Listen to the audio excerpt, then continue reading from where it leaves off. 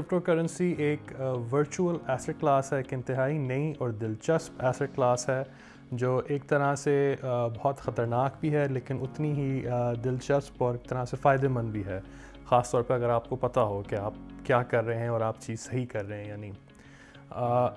آپ نے سنا ہوگا کہ جیسے بہت ساری کرپٹو کرنسیز ہیں، سب سے جو پاپولر جو ہے جو سب سے وہ بٹ کوائن ہے، اس کے بعد ایتھیریم ہے، پھر ریپل ہے، پھر بہت سارے اور ہیں۔ آئی تھنک ابھی تو ہزاروں بن گئی ہیں، ہر کسی نے اپنی جو ہے وہ کرپٹو کرنسیز نکال دی ہیں، جہاں تک کہ بہت ساری گورنمنٹس نے بھی جو ہے مختلف ملکوں میں اپنی اسٹیٹ کنٹرول کرنسیز نکالنا چاہ رہے ہیں۔ یہ ایک بالکل ورچوئل کلاس ہے جو بالکل ڈیجیٹل ہے،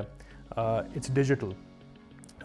اس کو جو ہے اس کی کوئی ویٹ نہیں ہے، اس کی کوئی ایسی فزیکل پریزنس نہیں ہے، لیکن اگر آپ اس کو ایک طرح سے اپنے ایک ہارڈ ویئر میں سٹور کرتے ہیں، اپنے فون میں، اپنے لیپ ٹاپ میں، یا اس کے سیکیور والیٹس آتے ہیں ڈفرینٹ قسم کے، اس میں جو ہے آپ کی اس کی 100% اونرشپ آپ کی ہے۔ فار ایگزامپل یہ کسی بینک اکاؤنٹ میں نہیں ہوں گے، یہ کسی اور آرگنائزیشن کے نہیں ہوں گے، یہ 100% بالکل آپ کے پاس آپ کے اپنے ایسٹس ہوں گے۔ یہ جس ٹیکنالوجی پہ بیسڈ ہے، یہ اس کو کہلاتی ہے block chain technology. Block chain اس طرح سے ہے کہ اگر آپ نے سنا ہو، آپ نے کبھی اگر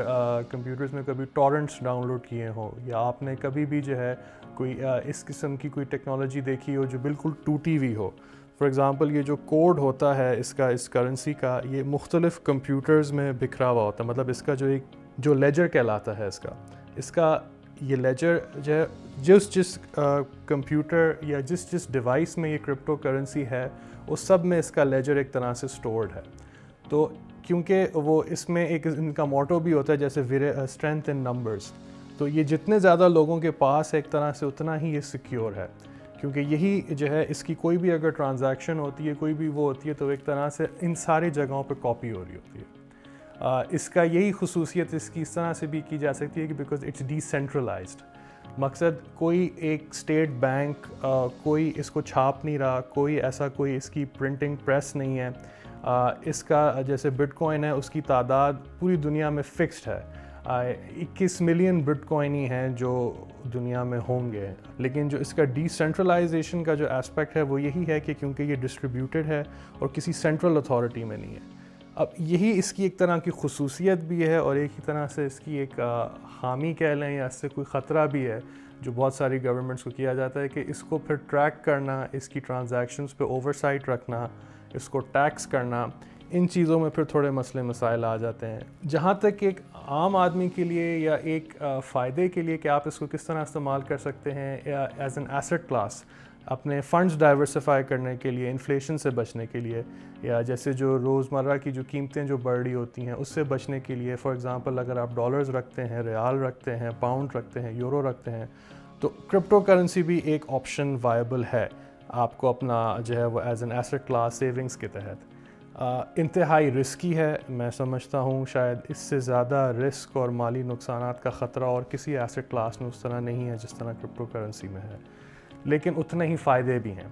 مطلب مجھے نہیں لگتا کہ کچھ سٹاک مارکیٹس کے علاوہ یا کچھ بہت ہی والیٹائل جو آپ کہیں جو سٹاکس جو بہت ہی والیٹائل سٹاکس ہیں، ان کے علاوہ جو ہے کوئی بھی ایسا میری نظر میں ایسا ایسٹ کلاس نہیں ہے جو ایک دن کے اندر بھی یا دو دن کے مطلب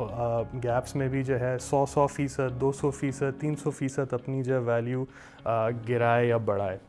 آف کورس اس میں جو ہے رسک بھی ہے، اس میں نقصانات بھی ہے، لیکن اگر آپ کو ایک آئیڈیا ہے کہ اس کا ایک سائیکل کس طرح ہے اور کیا چل رہا ہے تو کافی فائدہ مند بھی ہو سکتا ہے۔ پاکستان میں جو کرپٹو کرنسیز کا ٹرینڈ ہے، جو آبویسلی جو اسٹیٹ بینک کی طرف سے جو اس پہ آفیشیل پوزیشن آتی ہے، وہ ایک طرح سے شروع سے تو نہیں آئے، پچھلے آئی تھنک 2016 اور 17 سے جو ہے ایک بہت ہی احتیاط کی، اور بلکہ بہت ہی جو ہے اس میں احتیاط اور قدر کی ایک آئی تھی، یہاں تک کہ اس کو بین اور الیگل بھی قرار دے دیا گیا تھا۔ لیکن پچھلے 1-2 سالوں میں سننے میں یہی آیا ہے کہ انہوں نے اس طرح سے اس کو بالکل منع اور بین اور کوئی پابندی تو نہیں لگائی ہوئی، لیکن انتہائی احتیاط سے اور اس کو بڑی جو ہے وہ نظر سے اور اس کو بڑے خیال سے دیکھ رہے ہیں۔ اس پہ آبویسلی ایک ڈیٹیل ڈیبیٹ ہونی چاہیے، ایک میری نظر میں ایک قسم کی پالیسی ہونی چاہیے، اور ایک کلیئر کٹ اس پہ قانون اور وہ اس کی واقعی میں ضرورت ہونی چاہیے۔ باقی ممالکوں میں ہے، آئی تھنک عرب ممالک میں بھی ہے، انڈیا میں بھی ہے، چائنا میں تو اس پہ بہت ہی ایک قسم کا باقاعدہ فریم ورک اور سیٹ اپ اور پالیسی تحت بہت ہی کلیئر ہے. اور پاکستان کی طرف سے بھی ابھی جو ایمبیگوٹی ہے جو اس کو بھی ایک طرح سے جو ہے وہ آئی تھنک آ رہی ہے، اور جس طرح لوگوں کو اور اس کا بارے میں دلچسپی آ رہی ہے، جتنی انفارمیشن آ رہی ہے اس کے حساب سے آئی تھنک بہتری کی طرف جا رہے ہیں.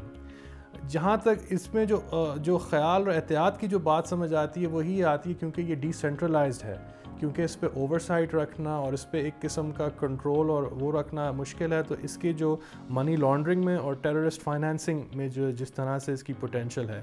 اس کا جو خطرہ اور اس کا جو خیال ہے وہ واقعی میں ہے ایک طرح سے، اور وہ جو واقعی میں ظاہر ہے اور ایک طرح سے صحیح بھی ہے کہ ان چیزوں میں ہے. اور خاص طور پہ پاکستان پہ جو آج کل جو مسائل فیٹف کی جناب فائنینشیل ایکشن ٹاسک فورس کی طرف سے جو مسائل آ رہے ہیں، پھر جو یہ ٹیررسٹ فائنینسنگ کا جو ہے ایک قسم کا جو ہے وہ پاکستان پہ جو ہے وہ غلط الزام لگایا جاتا ہے اکثر، اور یہ باتیں کی جاتی ہیں، اس حوالے سے جو ہے اسٹیٹ بینک کی یہ پوزیشن اس کانٹیکس میں پھر بھی ایک طرح سے سمجھ بھی آتی ہے اور ایک طرح سے صحیح بھی سمجھ آتی ہے. لیکن آبویسلی جس طرح دنیا میں ہے ایک چیز ہے، اور اس کو اس طرح سے چھپا کے رکھنا، جس طرح یوٹیوب بین تھا، وہ میری نظر میں ایک سلوشن نہیں ہے. اس پہ کلیئر پالیسی ہونی چاہیے، اویئرنیس ہونی چاہیے، اور انفیکٹ ایک ٹیکنالوجی اور میکنزم باقاعدہ ہونا چاہیے جس سے اس کی ریگولیشن، اس کی اوورسائٹ اور اس کو سسٹم میں لانے میں باقاعدہ طریقہ ہو. آئی تھنک باہر ملکوں میں ٹیکس ہوتا ہے، جو ٹرانزیکشنز اگر کسی اپنی فورن بروکریج یا اس میں کرتا ہوں، چاہے وہ آسٹریلیا میں ہو، یو کے ہو، وہاں میں ٹیکس دیتا ہوں اس پہ. تو یہاں پہ بھی اگر اس قسم کا کوئی میکنزم ہو، کوئی اس قسم کی جو ہے کوئی پلیٹ فارم یا وہ بنایا جائے، I think it can also work as a tax revenue بھی گورنمنٹ کے لیے یہ ہو سکتی ہے.